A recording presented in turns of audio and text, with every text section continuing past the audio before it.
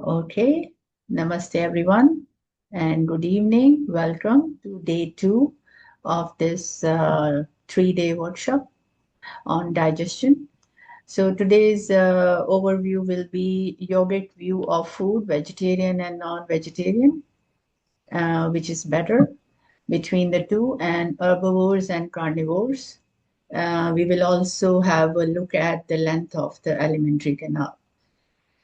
Now, first, we need to understand the herbivores and carnivores. Herbivores are the category that eats plants and vegetables, and carnivores, they eat meat or they prey upon other animals and they eat them. Now, fundamental difference between the two is just the design and construction of the physical system. Now, because we are discussing the digestive system in specific, we will consider the physical system as the digestive system only. We won't take any other part of the body here. So, because we eat, teeth are very important. In carnivores, the teeth which the carnivores have, they have the cutting action because they have to rip through the meat, they have to cut and tear the meat apart. So those teeth are called incisors and canines. Those are sharp and they are large and they are used for gripping the meat. And in herbivores, incisors are absent. Canines are non-existent. We do have canines, but they are uh, non-existent. We hardly can use them. They are in such a state. But what we have are molars, and now molars are they are strong and flat, and they are used for chewing, which is the process of mastication. As in scientific term, it is called mastication. So the molars, they are ideal for for eating plants and vegetables. So because they help in grinding action, cutting and grinding actions. So this is the difference between the carnivores and herbivores structure of the teeth in the mouth, and that's the reason carnivores are they don't chew. They rip through the meat, they cut it with the incisors and canines, and they simply swallow.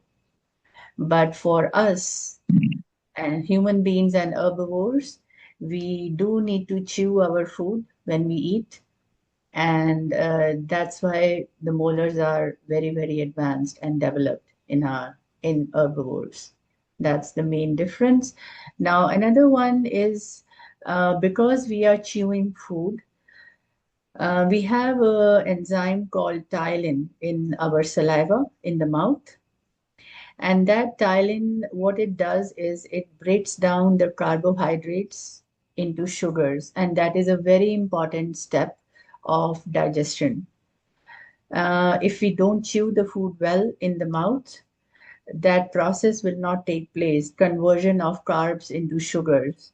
And when the food travels down the alimentary canal, reaches the stomach, it is going to be an entirely different scene for the stomach because stomach is not going to be ready for that partially digested or no digestion taking place in the mouth and food directly coming down.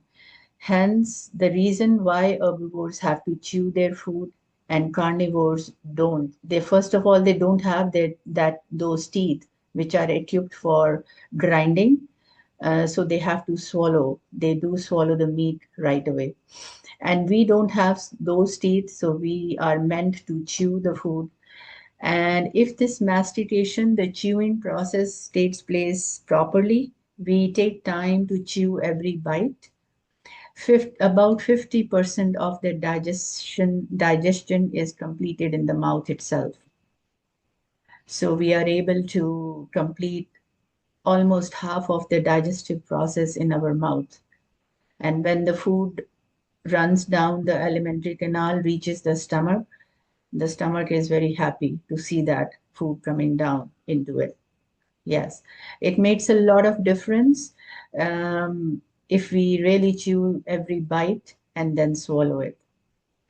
So, and because these days, how the life is busy and rushing all the time, so we don't take time to chew, and that's why so many problems later on in the life, because that becomes a way of life.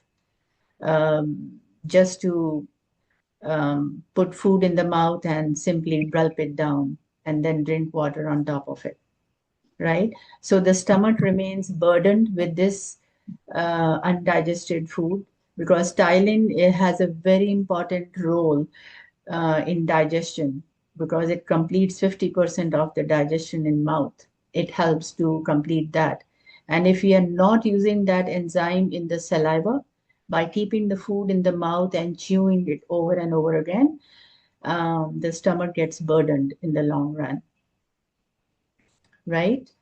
So the moral of the story here is, first, chew your food, every bite, at least 32 times. Every bite. This also helps to maintain the weight part of it. Why? Because when you are taking time to chew every bite, you are going to feel full very soon. And this helps you to eat less. And another is one is not chewing the every bite properly. And the second one is if the food has already lost its nutrition during cooking. It could be due to some additives. It could be due to high sugars. It could be due to adulteration, anything. So and also cooking on high heat, it kills the nutrition in the food. And that's why when that food passes through the alimentary canal, reaches the stomach, it is almost as good as dead food. So again, we overburden the stomach, and the stomach doesn't know what to do with it, right? So again, the moral of the story, always cook on medium or low heat. And so we don't lose the nutrition which is present in the food. Never overcook the food. And also always cover the food while cooking. That saves the nutrition in the pot that we are cooking in. Okay?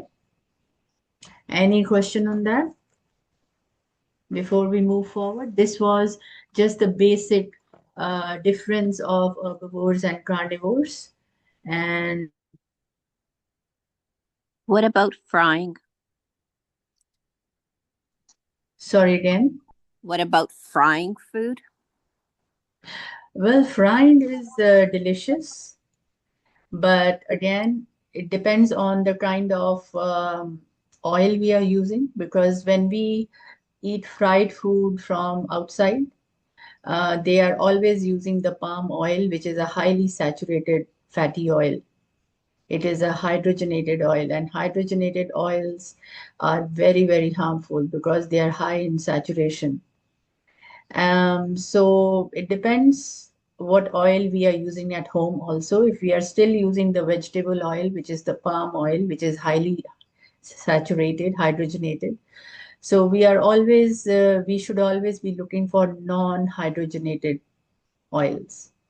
And the seed oils in this case are the best. So, something like peanut oil, something like sesame seed oil, and grapeseed oil. That's Mhm. something I use at We home. use avocado. Yeah, that is good too. Avocado, which has high smoking point. Yes. And yeah.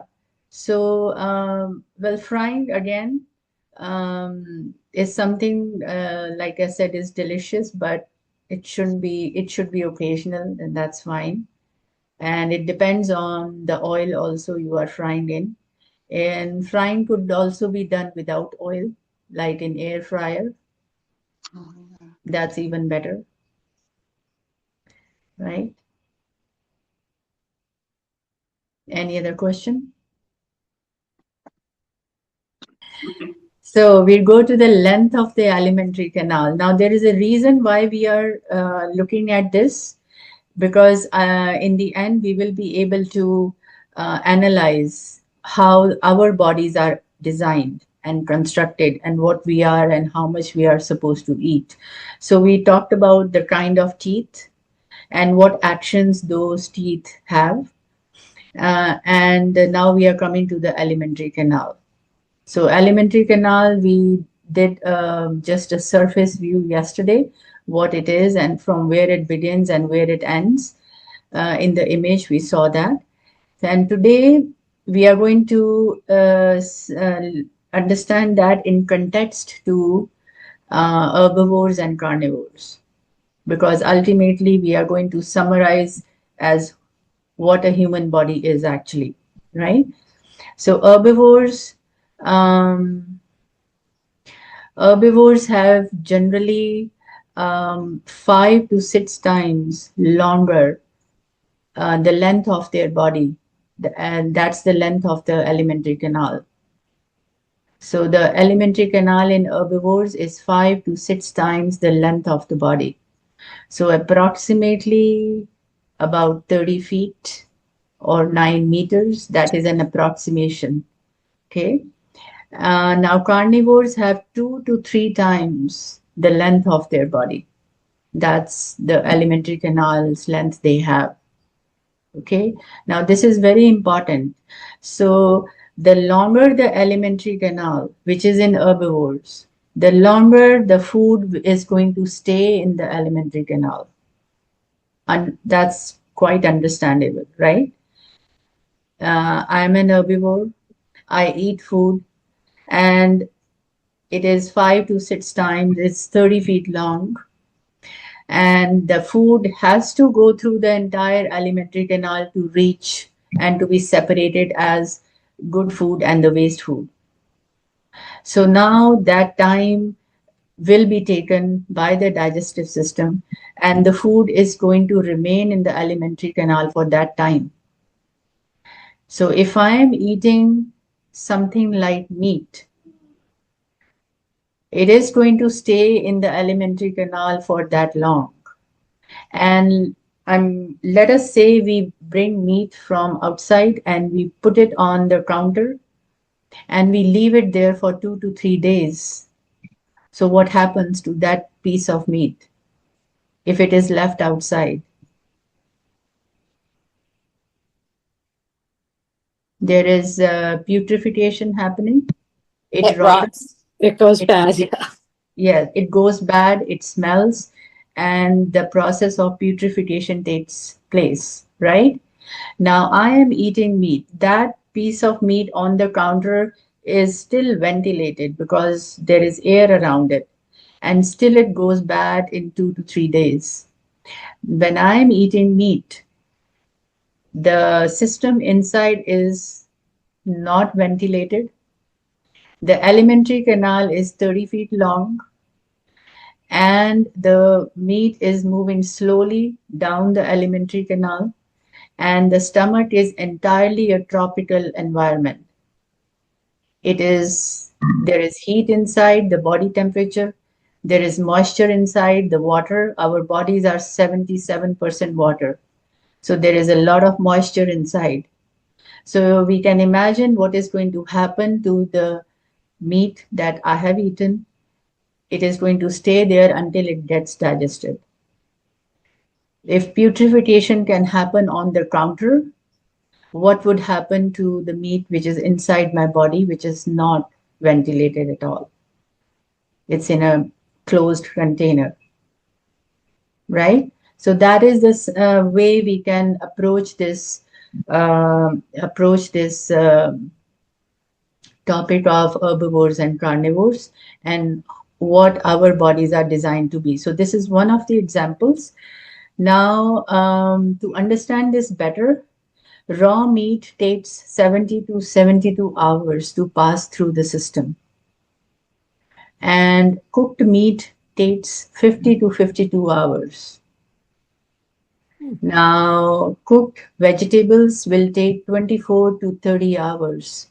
to pass through the alimentary canal through the digestive system. And uncooked vegetables, raw vegetables will take 12 to 15 hours, right? And fruits take 1.5, about 1.5 hours to 1.5 to 3 hours. Mm. So fruits take the least time to get digested.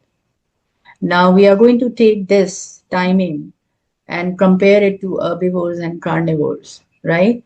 So when a meat-eating animal or a meat-eating species is digesting, it is going to take 70 to 72 hours because they eat raw meat.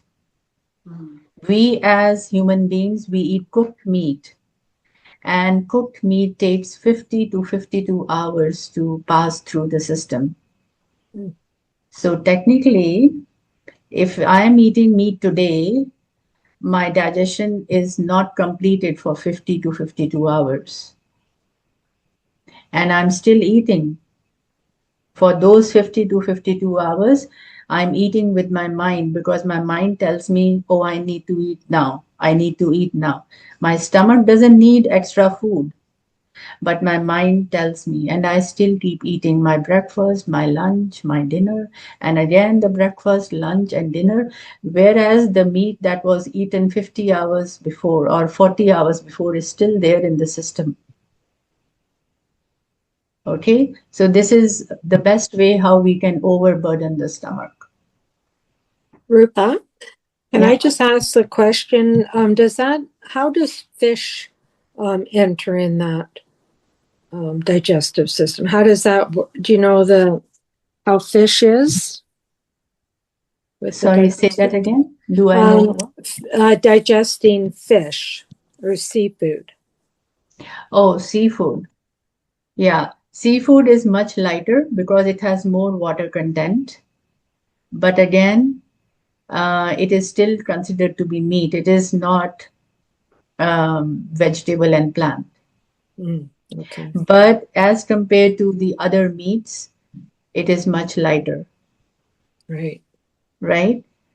But you will understand this in the end when we look at all these factors, and then we come to analyze what our bodies are designed for.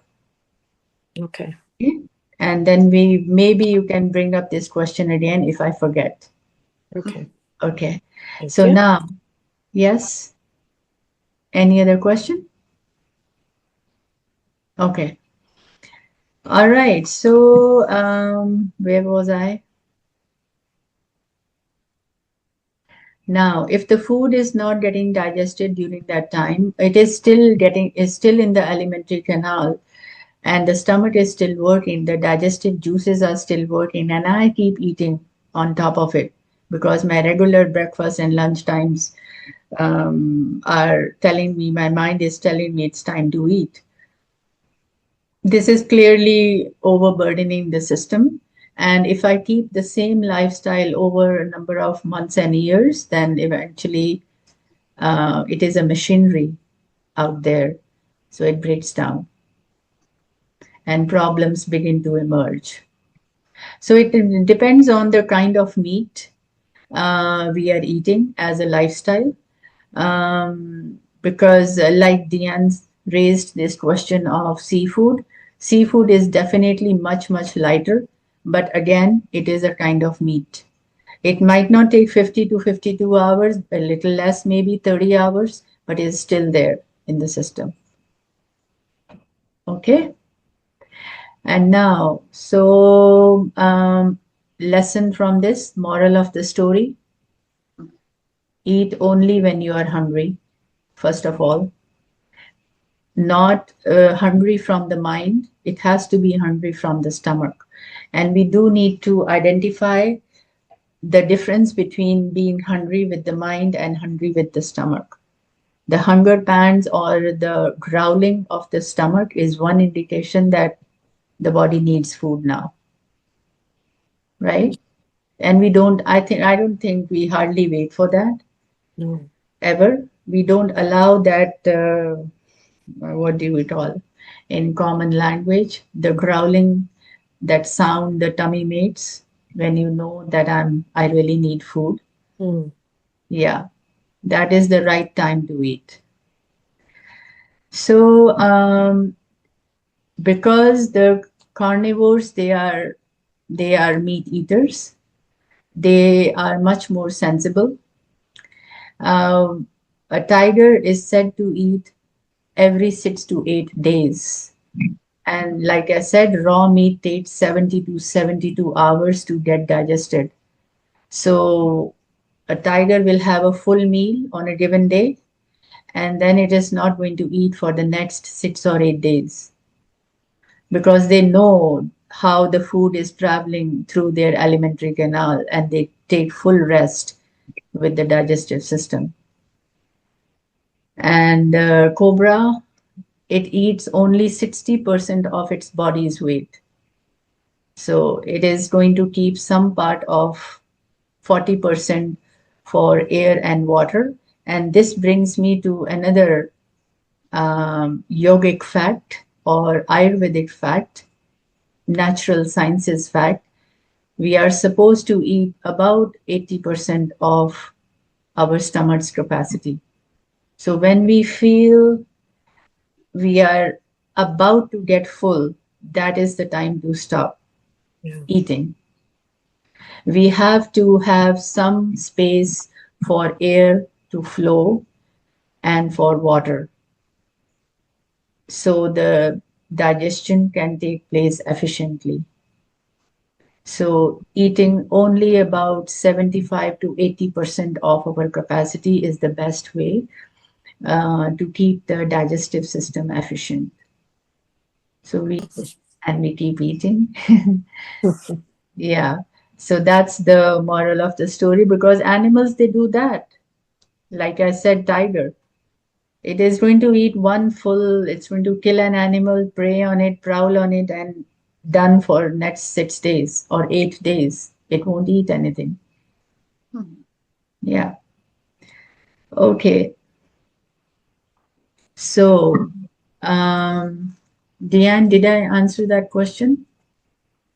Yeah, I think just that fish or seafood is lighter, and Yeah, probably that would be better to have, in my view, than having maybe the red meat.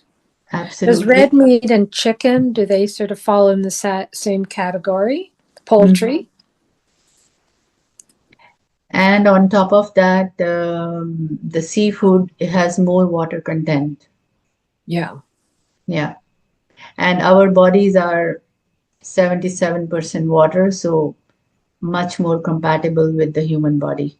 Mm-hmm. If at all a human being wants to eat something which is fleshy and non-vegetarian, then seafood is a better option. Okay. Yeah. Okay, any question before we take this further? Is it true that as the meat is moving through our body so slowly, the moisture is being absorbed by the body from the meat? So that's why many meat eaters have constipation problems. That's right. That is one of the reasons. Second reason is because the food takes time to digest. Cooked meat, the way we human beings eat, cooked meat takes about 50 hours. And very few people would wait for 50 hours to have another round of food. Mm-hmm. So overburdening, and then it also depends on their intake or water intake, daily water intake, right? So along with the assimilation process, there is one part of digestion which is called assimilation, in which all the nutrition gets absorbed in the lining of the stomach intestines. In that moment, if the water content is low, because the person has a very low intake of water, daily water, I'm not talking about the drinks, Right. right? I'm talking about pure water Mm-hmm. or anything, any fruit or vegetable or any food that has that has more water content. So in that case, definitely the person will get constipated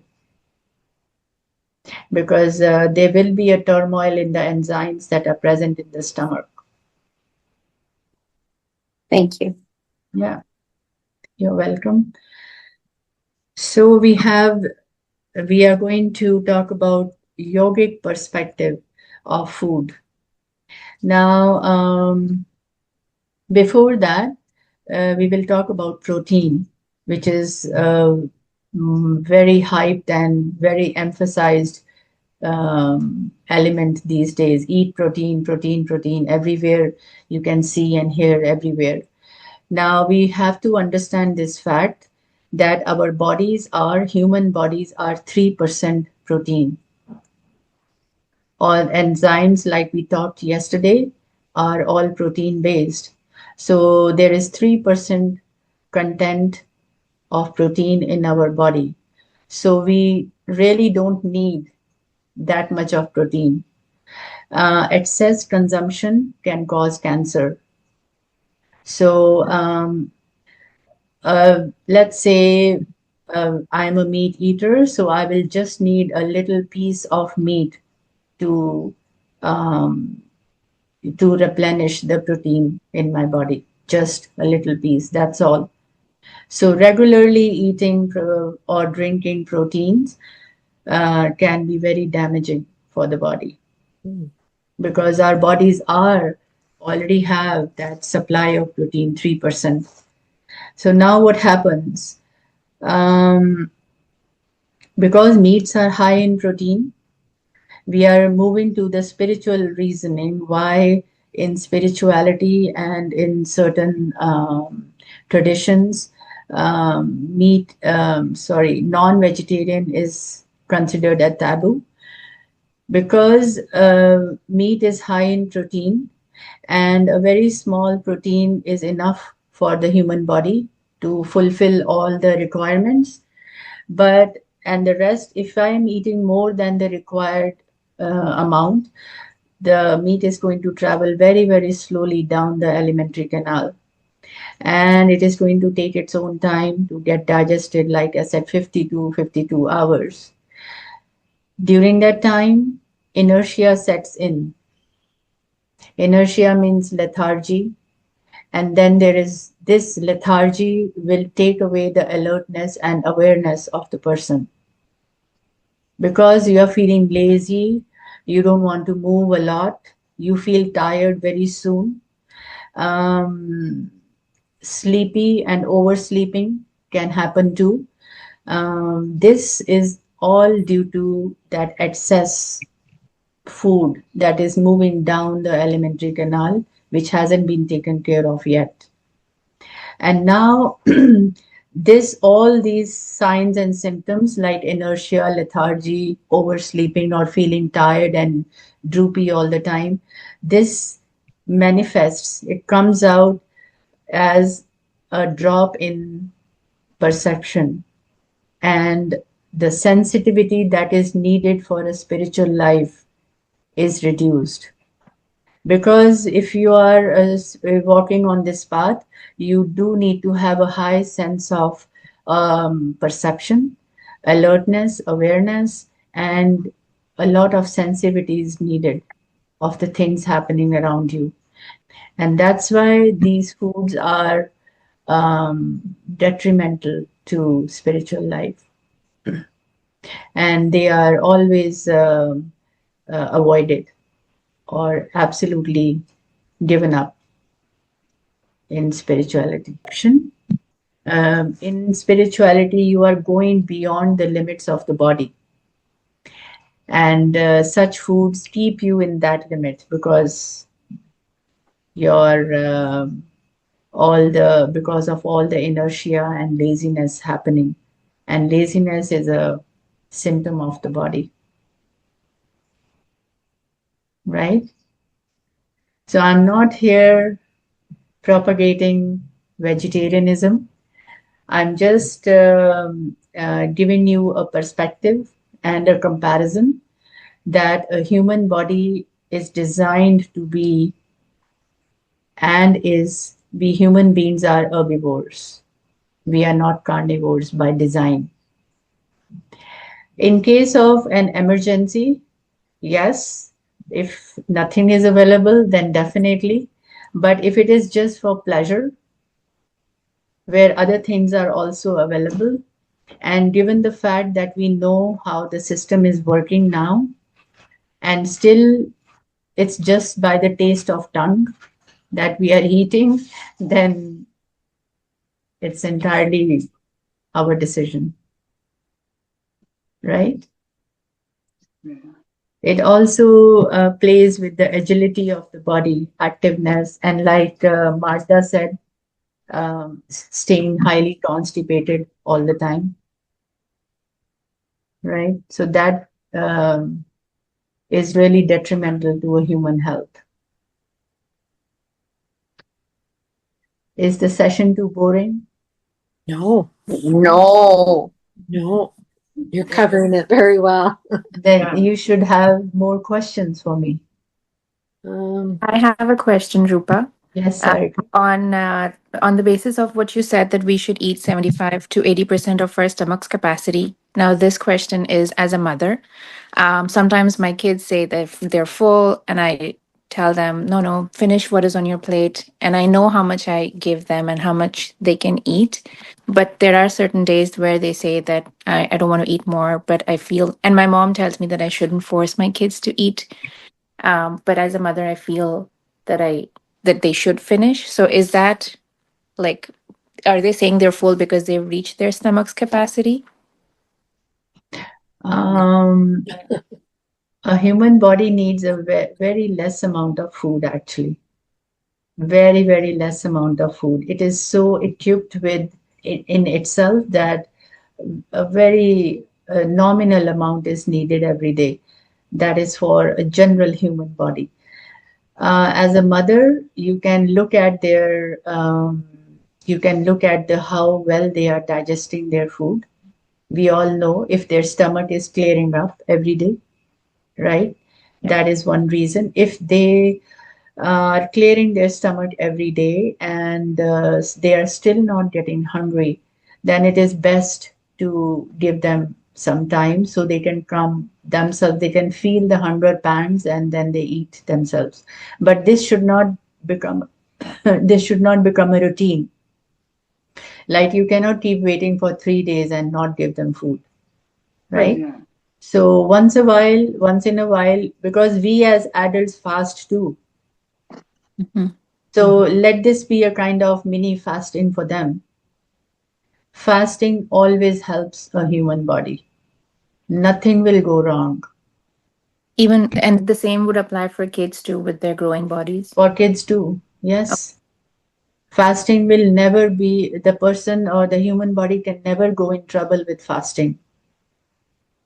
Yes, the hydration should be optimum. Even when they are not eating, it should be like water intake should be optimum, not sugary water intake. It should be water. Right. But but it is very helpful. It resets the entire digestive system if we don't eat for a certain number of hours. Right. Okay. Yeah. It helps with the immunity also. I'm not talking about any kind of medical condition. Sometimes kids in this age, they have worms. So that's the reason they don't feel hungry. That is a different story. Then in that case, as a mother, you should be able to know that it's time to show them to a doctor, right? Right. Yeah. In a general, in a healthy child, if he or she doesn't want to eat on a given day, it's best to rest the stomach Okay. with proper hydration. Right. Okay. Yeah. Okay. So we should avoid.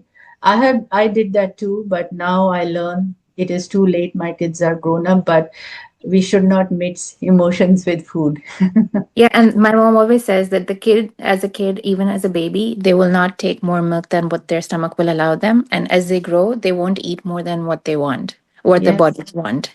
absolutely. She's very right. Yeah. Thank you. Thank you for asking that. Any other question, ladies? Okay. So let's wind up today. It's gone a little longer, but most of it is completed. Tomorrow, okay. Thank you for your Thank you. attendance, Yeah, thank and you. good evening and good night. Thank Thank you. you, Rupa. Thank Namaste. you, Rupa. Namaste. Thank Thank you, you, Rupa. everyone. Bye. Night. Bye. Thank you. Good night. Thank you. Good night.